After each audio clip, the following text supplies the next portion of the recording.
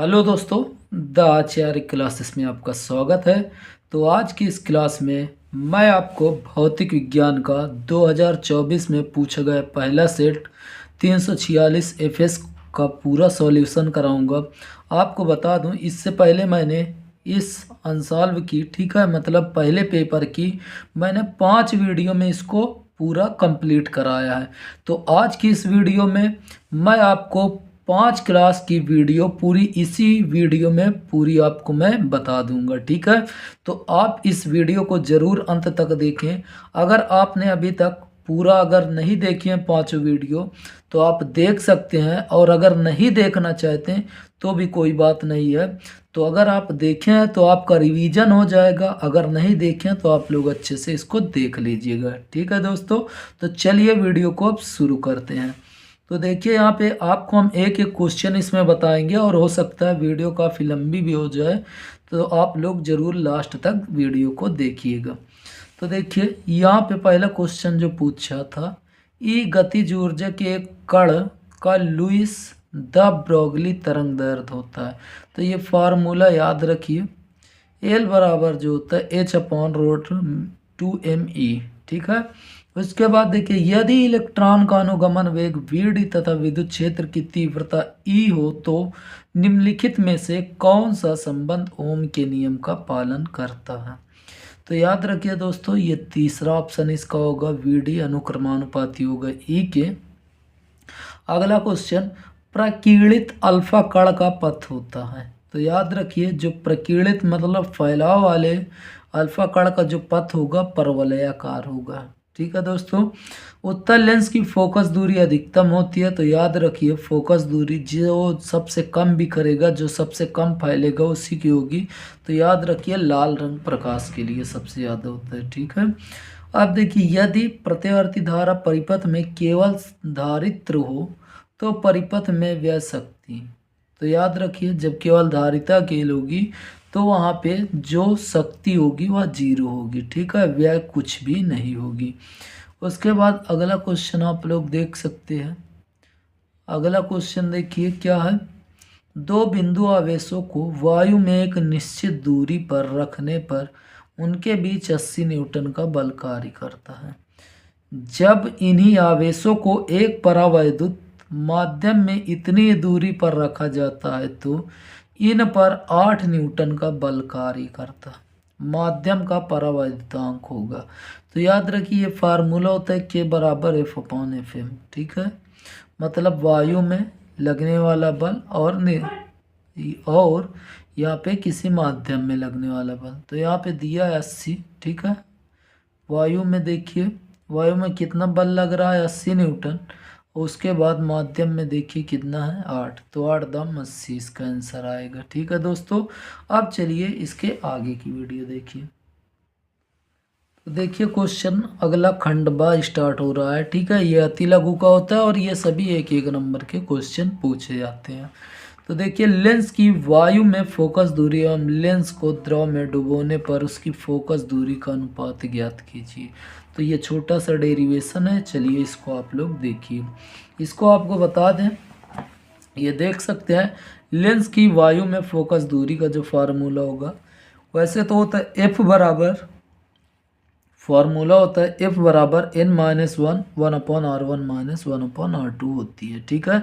अब वायु में बोला इसलिए FA और यहाँ पे NA, बाकी FA बराबर NA-1 1/r1 - 1/r2, ठीक है। तो ये फोकस दूरी का फार्मूला। उसके बाद लेंस को द्रव में डुबोने पर फोकस दूरी। तो देखिए, लेंस को किस में, द्रव में डुबाया जा रहा है, तो यहाँ पे लेंस के लिए L लिखा गया है, FL, ठीक है। उसके बाद देखिए, वायु से कहाँ प्रकाश जाएगी, तो वायु से जाएगी आपकी जल में, ठीक है। तो याद रखिए, देखिए लिखेंगे, वायु के सापेक्ष कांच का, वायु के सापेक्ष जल का अपवर्तनांक, ठीक, -1 और 1/r1 - 1/r2। अब यहाँ पे अगर आप देखेंगे तो देखिए दोस्तों, समीकरण एक में 2 से भाग दे देंगे, ठीक है। समीकरण 1 ये है, इसमें देखिए ये इससे भाग दिया गया, तो FA ये वाला लिख के उसके बटे में ये, ठीक है। तो यहाँ पे अगर देखें तो ये कट जाएगा, ठीक है दोस्तों। उसके बाद ये FA/FL और ये Na-1 और यहाँ पे Na/Nl-1। तो यही अनुपात का फॉर्मूला होता है। ठीक है दोस्तों, तो इतना आपको हल करना था। उसके बाद अब अगला क्वेश्चन आप लोग देखें। हाइड्रोजन परमाणु में इलेक्ट्रॉन की मूल ऊर्जा स्तर में आयनन विभव कितना होता है? तो दोस्तों अगला क्वेश्चन का आंसर आप लोग देख सकते हैं। तो इसमें आप सीधा याद रखेंगे, हाइड्रोजन परमाणु में इलेक्ट्रॉन की मूल ऊर्जा स्तर में आयनन विभव 13.6 वोल्ट होता है। आपको सीधा आंसर लिख देना है बस। अगला क्वेश्चन अगर आप देखेंगे तो विद्युत चालकता की परिभाषा एवं विमेय सूत्र। तो याद रखिए, किसी चालक के प्रतिरोध, ठीक है, किसी चालक के वैद्युत प्रतिरोध के व्युत्क्रम को अगर किसी के बटे कोई भी चीज़ हो और ऊपर केवल एक हो तो उसे हम व्युत्क्रम बोलते हैं। तो किसी चालक के प्रतिरोध के व्युत्क्रम को उसकी चालकता कहते हैं। ये देखिए, वैद्युत प्रतिरोध के व्युत्क्रम को विद्युत चालकता कहते हैं। इसका मात्रक तो याद रखिए, वैद्युत प्रतिरोध का मात्रक ओम होता है और ओम ऊपर जाएगा तो ओम इनवर्स हो जाएगा। तो इसका मात्रक ओम इनवर्स या महो है। ठीक है, विमेय सूत्र बोला तो विमेय सूत्र जो प्रतिरोध की होती है वही होती है, बस यहाँ पे ये ऊपर जाने पर चिन्ह बदल जाते हैं। ठीक, उसके बाद देखिए दोस्तों अगला क्वेश्चन पूछा था, प्रत्यावर्ती धारा परिपथ में प्रयुक्त अमीटर धारा की किस मान को व्यक्त करता है? तो याद रखिए, ये धारा के वर्ग माध्य मूल मान को, ठीक है, वर्ग माध्य मूल मान को व्यक्त करता है, मतलब RMS। ठीक दोस्तों, ये आप लोग क्वेश्चन अगर मिलाना चाहें तो वही सेम क्वेश्चन मैंने बताया है। ठीक है, ये वही क्वेश्चन है। तो देखिए दोस्तों, अब मैं आपको सीधा कॉपी से बताते चलूँगा, क्योंकि अगर इस प्रकार एक एक बताता रहूँगा तो काफ़ी लॉन्ग वीडियो हो जाएगी। तो अगला क्वेश्चन देखिए आप लोग। तो देख सकते हैं अगला क्वेश्चन, होल पर कितना आवेश होता है? पीएन संधि डायोड का परिपथ संकेत बनाइए। ठीक है, तो देखिए इसका क्वेश्चन का आंसर। तो देखिए, होल पर 1.6 × 10⁻⁻19 कूलम आवेश होता है, मतलब जो इलेक्ट्रॉन पर होता है वही होल पर। ठीक है, पर यहाँ पे प्लस में होता है। पीएन संधि डायोड का परिपथ संकेत देखिए, इसको पी बोलते हैं, ये त्रिभुज के आकार, और ये एन होता है। ठीक है, तो ये पीएन संधि डायोड का परिपथ आरेख है। ठीक दोस्तों, अब रेडियो तरंगों एवं सूक्ष्म तरंगों में किसकी आवृत्ति अधिक होती है? तो याद रखिए, रेडियो तरंगों एवं सूक्ष्म तरंगों में सूक्ष्म तरंगों की आवृत्ति अधिक होती है। किसकी? तो सूक्ष्म तरंगों की। अब अगर इसका घटता हुआ क्रम याद रखेंगे तो ये आप याद रख सकते हैं, सबसे ज़्यादा सूक्ष्म की होती है, फिर एक्स किरण, फिर गामा किरण, फिर रेडियो तरंग। ठीक है दोस्तों, तो सबसे ज़्यादा सूक्ष्म तरंग की होती है। अब देखिए खंड सा का दूसरा क्वेश्चन, नाभिक की द्रव्यमान क्षति एवं बंधन ऊर्जा को परिभाषित कीजिए। तो आप लोग देख सकते हैं वही क्वेश्चन है। ठीक है, नाभिक की द्रव्यमान क्षति एवं बंधन ऊर्जा। ठीक, तो देखिए दोस्तों, इसको याद रखेंगे आप लोग। नाभिक का वास्तविक द्रव्यमान उसमें उपस्थित प्रोटॉनों तथा न्यूट्रॉनों के द्रव्यमानों के योग से सदैव कुछ कम होता है। द्रव्यमानों का यह अंतर द्रव्यमान क्षति कहलाता है। तो देखिए यहाँ पे प्रोटॉनों का द्रव्यमान, न्यूट्रॉनों का द्रव्यमान, ठीक है, प्रोटॉनों का द्रव्यमान तथा न्यूट्रॉनों के द्रव्यमान का योग नाभिक के द्रव्यमान से सदैव कुछ कम होता है। ठीक है, तो यहाँ पे ये इसकी परिभाषा है।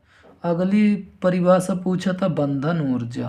तो याद रखिए, नाभिक के बनते समय मुक्त होने वाली ऊर्जा को नाभिक की बंधन ऊर्जा कहते हैं। मतलब जब नाभिक बनता रहता है, ठीक है, उसमें से जो ऊर्जा निकलती है तो उसी को बोलते हैं बंधन ऊर्जा। अथवा आप दूसरी भी परिभाषा लिख सकते हैं, किसी नाभिक के प्रोटॉन न्यूट्रॉन को अलग करने के लिए आवश्यक ऊर्जा को उस नाभिक की बंधन ऊर्जा कहते हैं। एक तो जब कोई नाभिक बनता हो तो उसमें जो ऊर्जा व्यय होती है, ठीक, उसको बोलते हैं बंधन ऊर्जा। या तो आप ये बता सकते हैं जब न्यूट्रॉन और प्रोटॉन को अलग करना हो, ठीक है, तो जितनी ऊर्जा लगेगी वह उसकी नाभिक की बंधन ऊर्जा होती है। अगला क्वेश्चन आप लोग देख सकते हैं। तो अगला क्वेश्चन आप लोग देख सकते हैं, एक क्राउन कांच से द्विअवतल लेंस बनाना है। लेंस के पृष्ठों की वक्रता त्रिज्याएं कितनी रखी जाए कि लेंस की क्षमता -2.5 डायोप्टर हो। क्राउन कांच का अपवर्तनांक है। तो याद रखिए, फार्मूला जो होता है यहाँ पे आप देखेंगे, लेंस की क्षमता दे रखा है, ठीक है, लेंस की क्षमता ये दिया है, इसको P से प्रदर्शित और कांच का परिमाणांक n का मान यहाँ पे दिया है। ठीक, फार्मूला देखिए होता है लेंस की क्षमता का, फोकस दूरी के व्युत्क्रम को लेंस की क्षमता कहते हैं, और यहाँ पे देखिए P का मान ही दे रखा है 2.5। ठीक, अगर यहाँ पे हम देखें तो F का इधर गुणा करेंगे, P इधर आ जाएगा। ठीक है, तो अब देखिए यहाँ पे बोला है अवतल लेंस। ठीक, अवतल लेंस के लिए R1 का मान माइनस में और R2 का मान प्लस में होता है। तो फार्मूला आप सीधा इस फार्मूले पर रख देंगे। यहाँ पे देखिए एफ का मान दिया है -2.5। ठीक है, -2.5 1/f का मान। ठीक, 1/f का मान कितना दिया है, पी के बराबर ही होता है 1/f, और जो पी का मान वही 1/f का, तो 1/f का देखिए माइनस क्या होगा, -2.5। ठीक है, उसके बाद देखिए एन का मान ये दिया -1.65, उसके बाद -1। ठीक, उसके बाद देखिए यहाँ पे R1 का मान देखिए हमने क्या मान रखा है -R, और R2 का मान प्लस में। ठीक है, प्लस माइनस माइनस, तो ये एलसीएम आएगा R और इसका इधर माइनस। ठीक है, यहाँ पे -1 हो जाएगा -2। यहाँ पे अगर आप देखें इसका इसमें गुणा करेंगे तो 130 आता है, लेकिन यहाँ पे 1 अंक के बाद 1 के बाद 2 अंक, इसलिए यहाँ पे कितना आएगा 1.3। अब R को इधर भेज देंगे, इसको इधर बुला लेंगे और भाग देंगे तो इतना आएगा। ठीक है दोस्तों, तो R का मान ये इतनी त्रिज्या होगी। ठीक, क्योंकि इसमें हमसे क्या पूछा था, क्राउन, तो यहाँ पे बोला था लेंस के पृष्ठों की त्रिज्या, तो यहाँ पे इसका आंसर जो होगा 52 सेंटीमीटर। ठीक दोस्तों, अगला क्वेश्चन देखें। तो देखिए क्वेश्चन ग नंबर, पीएन संधि डायोड की अग्र अभिनत स्थिति में इसके प्रचालन को समझाइए। तो सबसे पहले आपको समझना होगा अग्र अभिनत। तो अग्र अभिनत क्या होता है, जब पीएन संधि डायोड में पी क्षेत्र को बैटरी के धन सिरे से और एन क्षेत्र को बैटरी के ऋण सिरे से जोड़ देते हैं, तो ऐसी संधि को अग्र अभिनत कहते हैं। ठीक है, पीएन संधि डायोड में पीएन संधि डायोड में पी क्षेत्र को बैटरी के धन सिरे, एन क्षेत्र को बैटरी से ऋण सिरे से जोड़ देते हैं, तो ऐसा संधि अग्र अभिनत कहलाती है। ठीक है, इस दशा में पीएन संधि डायोड में पी क्षेत्र से एन क्षेत्र की ओर एक बाह्य वैद्युत क्षेत्र स्थापित हो जाता है। इसमें एक बाह्य वैद्युत क्षेत्र ये बाहर की ओर स्थापित हो जाएगा। यह क्षेत्र आंतरिक वैद्युत क्षेत्र EI से कहीं अधिक प्रभावशाली होता है। तो याद रखिए यहाँ पे जो इसके कारण जो वैद्युत क्षेत्र लगेगा, इससे ये क्या होता है, अधिक शक्तिशाली होता है। इस प्रकार संधि डायोड में वैद्युत क्षेत्र E के कारण कोटर P क्षेत्र से N क्षेत्र की ओर वैद्युत क्षेत्र E की दिशा में चलने लगते हैं। तो यहाँ पे जो चलेंगे E से कहाँ चलेंगे P से N की ओर। ठीक है दोस्तों, तो P से N की ओर चलने लगते हैं। अब देखिए, जबकि इलेक्ट्रॉन N क्षेत्र से P क्षेत्र की ओर वैद्युत क्षेत्र E के विपरीत दिशा में चलने लगते हैं। जब यहाँ से कोटर चलने लगते हैं N की ओर, तो यहाँ पे इलेक्ट्रॉन जो होता है P की ओर ये भी चलने लगते हैं। संधि के समीप पहुँच कर ये कोटर तथा इलेक्ट्रॉन परस्पर संयोग करके विलुप्त हो जाते हैं। यहाँ से देखिए, ये जो कोटर होता है धनावेशित और ये ऋणावेशित, यहाँ पे ये चलेंगे तो यहाँ पे आके ये एक दूसरे को निरस्त कर देंगे। ठीक है दोस्तों, तो देखिए विलुप्त हो जाते हैं। प्रत्येक इलेक्ट्रॉन कोटर संयोग के लिए P क्षेत्र में बैटरी के धन सिरे के समीप सहसंयोजक बंध टूट जाता है। इससे उत्पन्न कोटर तो संधि की ओर चलने लगते हैं, जबकि इलेक्ट्रॉन संयोजक तार में से ठीक है होकर बैटरी के धन सिरे में प्रवेश कर जाता है। इस प्रकार पीएन संधि डायोड में बहुत संख्यक आवेश वाहकों की गति के कारण ठीक है गति के कारण जो होता है उच्च वैद्युत धारा बहने लगती है। इस उच्च वैद्युत धारा को अग्रधारा कहते हैं। ठीक दोस्तों, तो आप लोग इसको आराम से एक बार पढ़ लीजिए। मैं आप लोग के लिए ये समझ लीजिए पूरी नोट्स लाया हूँ। ठीक है दोस्तों, तो आप लोग ये इसको पढ़ा सकते हैं। उसके बाद देखिए, अमीटर में शंट प्रतिरोध के मान को बढ़ा देने पर उसके परास तथा सुग्राहिता। तो याद रखिए, अमीटर के शंट प्रतिरोध का मान बढ़ा देने पर परास तथा सुग्राहिता घट जाएगी। ठीक दोस्तों, चलिए अगला क्वेश्चन। तो दोस्तों, मैं आपके सामने ये नोट्स दिखा रहा हूँ, आप लोग ये नोट्स ज़रूर पढ़ लीजिएगा, क्योंकि दोस्तों अगर मैं एक एक चीज़ें यहाँ पे बताऊँगा तो ये समझ लीजिए ये वीडियो काफ़ी लंबी हो जाएगी, बहुत ज़्यादा लंबी हो जाएगी। इसलिए आप लोग वीडियो को ज़रूर रोक कर आराम से पढ़ लीजिए, ये नोट्स बना लीजिए। ठीक है दोस्तों, मैं आपको इस प्रकार एक एक क्वेश्चन दिखाते चलूँगा। ठीक दोस्तों, आप देख सकते हैं यहाँ से दूसरी क्लास स्टार्ट किया था, तो आप लोग एक ही क्लास में इसको ये पढ़ा रहे हैं। ठीक है दोस्तों, तो दोस्तों ये विस्थापन धारा में ही है। ठीक है, उसी का आंसर है, तो आप लोग ये देख लीजिए। और ये काफ़ी महत्वपूर्ण, तो इसको आप लोग जरूर नाभिकीय विखंडन एवं संलयन याद कर लीजिए। एकदम आसान शब्दों में परिभाषा लिखी है, तो आप लोग बिना चिंता किए इसको आराम से वीडियो रोक के आराम से ये आप पढ़ा सकते हैं। ठीक है दोस्तों, ये न्यूमेरिकल पूछा गया था, तो आप लोग इसको भी लगा लीजिए। ये दोस्तों देख सकते हैं विद्युत चुंबकीय तरंगे, इस चैप्टर की ये सबसे महत्वपूर्ण हेडिंग, तो इसको आप लोग ज़रूर याद रखेंगे।